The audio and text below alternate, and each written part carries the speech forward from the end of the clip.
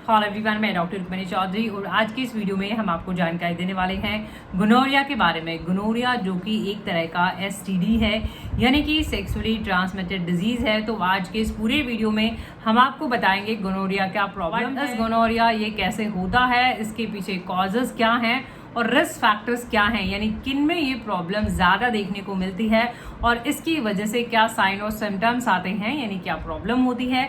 लक्षण की हम बात करेंगे, कैसे इसकी जांच होती है, डायग्नोसिस यानी टेस्ट की हम बात करेंगे, प्रिवेंशन यानी कैसे इस प्रॉब्लम से आप बच सकते हैं, प्रिवेंशन की हम बात करेंगे और लास्ट में हम ट्रीटमेंट भी रखेंगे।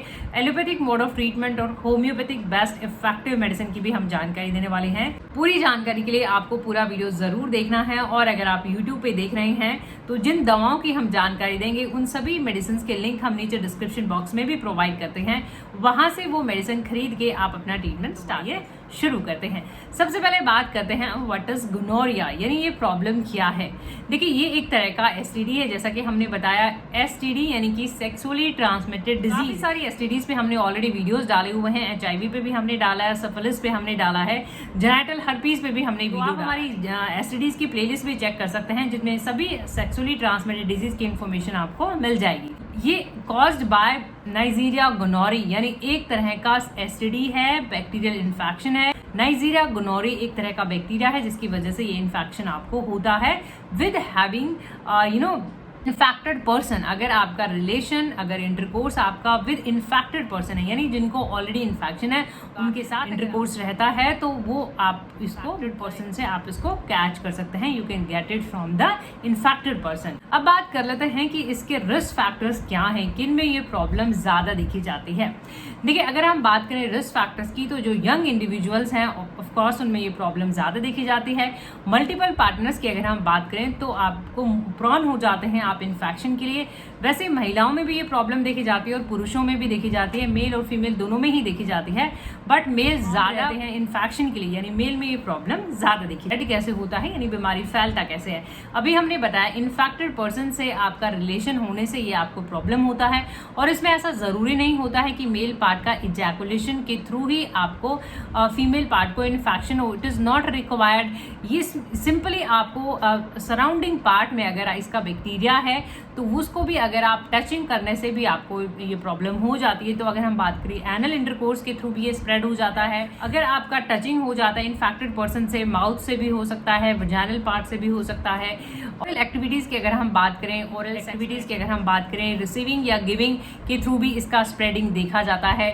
और इसका जो बैक्टीरिया रहता है वो नॉन लिविंग ऑब्जेक्ट पे ज़्यादा सर्वाइव नहीं कर पाता है, तो टॉयलेट वगैरह के शीट पे भी अगर है तो वहाँ से आप इन्फेक्शन को कैच नहीं कर पाते हैं। सिर्फ लिविंग ऑर्गेनिज्म जो हमने सराउंडेड पार्ट बताया वहीं कि ये जो है जिन विमेन को है, यानी जिन लेडीज में ये इन्फेक्शन है और वो प्रेग्नेंट है, तो अगर उनका वजाइनल डिलीवरी होता है तो वो बच्चे को ये ट्रांसफर कर सकते हैं। तो इसलिए एडवाइस किया जाता है कि अगर आपको गोनोरिया है, इफ यू आर प्रेग्नेंट, तो आप वजाइनल नॉर्मल डिलीवरी के बजाय आप जो है ऑप्ट करें। तो देखिए, जेन्युइनली कुछ ऐसे रीजन होते हैं जिनमें आपको सिजेरियन सेक्शन जो है सजेस्ट किया जाता है। तो एक गोनोरिया वन ऑफ देम है कि आपको अगर गोनोरिया है, इफ यू आर प्रेग्नेंट और डिलीवरी आपका होने वाला है, और इफ यू आर पॉजिटिव, तो आप फिर ऐसे केस में बजाय वजाइनल डिलीवरी के आप सी सेक्शन ऑप्ट कर सकते हैं, यानी आप सिजेरियन करा सकते हैं, ताकि बच्चे को वो इन्फेक्शन ना हो। बच्चे को इन्फेक्शन से बचाने के लिए आप अपना जो आपको क्या साइन और सिम्टम लक्षण देखने को मिल सकते हैं।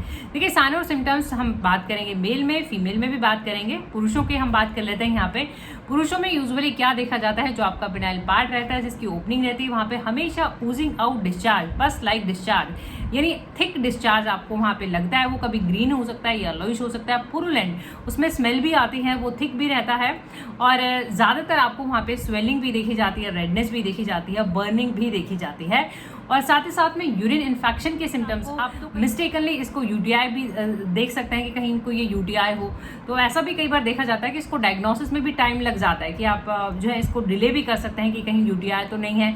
तो आपको यूरिन में बर्निंग रहना, यूरिन में स्वेलिंग रहना उस पर्टिकुलर पार्ट पे, बार बार ये प्रॉब्लम है ना, स्मेल आना वहां से, तो ये हो सकता है। फीमेल की अगर हम बात करें तो फीमेल में अलग से और भी सिम्टम निकलने को देखने को हमें मिल सकते हैं। फीमेल में भी देखिए वजाइनल एबनॉर्मल डिस्चार्ज देखने को मिलता है। अगेन वो स्मेली हो सकता है, पुरुलेंट हो सकता है, कोरोडिंग हो सकता है, वो जलन कर सकता है।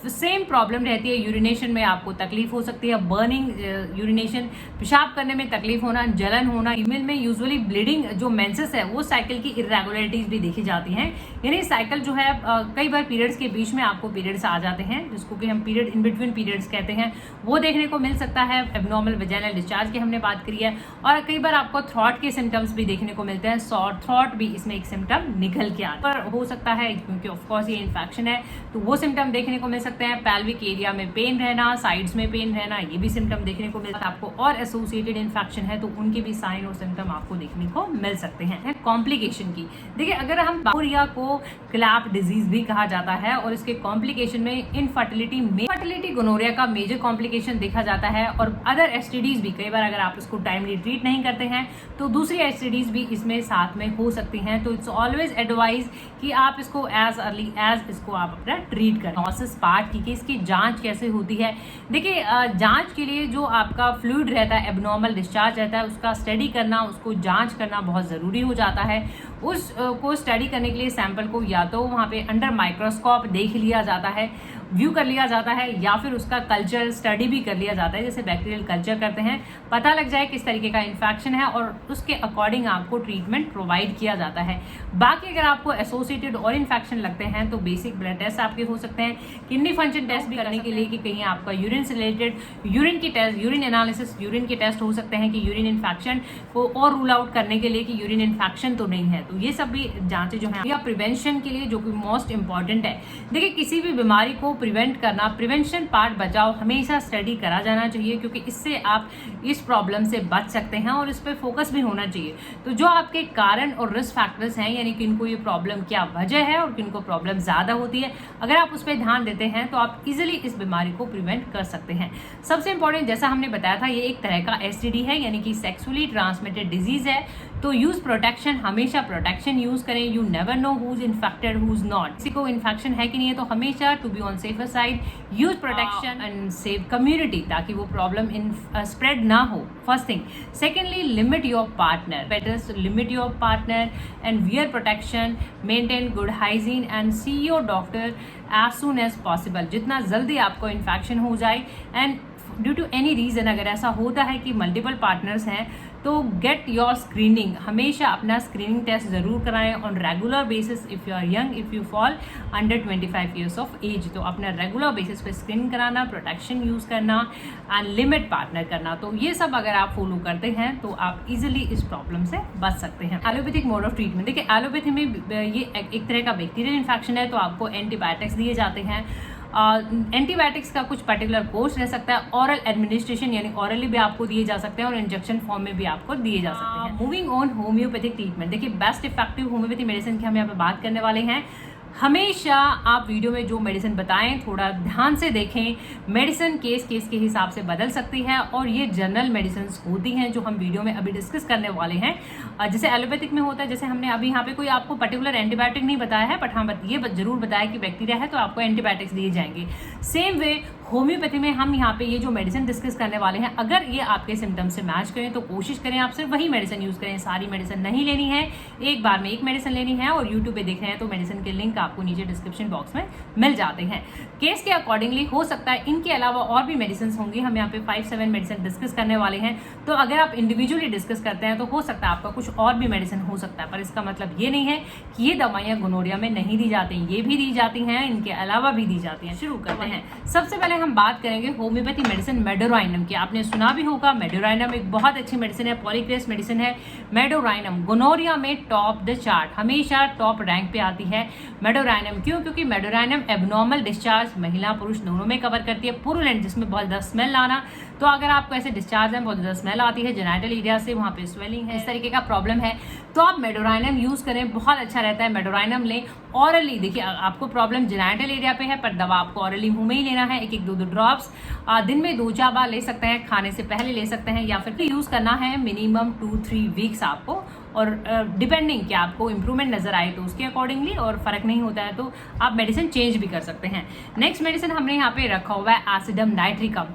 देखिए ये लगभग वही मेडिसिन होंगी जो एसटीडीज यानी सेक्सुअली ट्रांसमिटेड डिजीज में फ्रिक्वेंटली बेसिस पे यूज होती रही हैं, क्योंकि ये एक तरह की पॉलीक्रेस यानी कई बीमारियों में काम करती है। एसिडम नाइट्रिकम, वैसे तो आपने एसिडम नाइट्रिकम बहुत सी प्रॉब्लम में सुना होगा, पाइल्स में दिया जाता है, फिस्टुला में दिया जाता है।